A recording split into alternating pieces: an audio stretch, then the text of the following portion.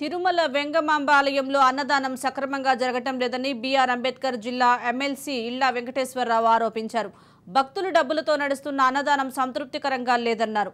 తిరుమల వెళ్లినప్పుడు స్వయంగా అన్నదానంలో పాల్గొన్నానని, ఆహారంలో నాణ్యత లేదని ఆరోపించారు. ఎంతో దూరం నుంచి వస్తున్న భక్తులు ఆకలి తీర్చడంలో టీటీడీ విఫలమవుతోందన్నారు. తిరుపతి వెంగమాంబ అన్నదానానికి సంబంధించి ఇటీవల కాలంలో ఈ భోజనం బాగాలేదని చెప్పి భక్తులు ఎదురెచ్చరిగినటువంటి సందర్భాన్ని మనం చూశాం. దానికి టీటీడీ చైర్మన్ కూడా ఆయన వివరణ ఇచ్చింది కూడా మనం చూశాం.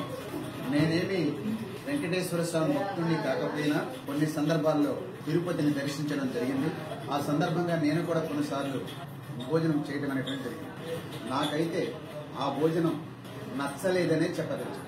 భక్తితో వచ్చాం కాబట్టి ఈ భోజనంతో పేచీ ఎందుకనేటువంటి నచ్చకపోయినా గానీ చెప్పకపోవడం అనేటువంటిది, దైవ దర్శనం కోసం వచ్చాం, అది అయిపోయింది, ఏదో తినిపోతున్నాం అనేటువంటి పద్ధతిలో సర్దుకుపోతున్నారనేటువంటిది చెప్పదలిచింది.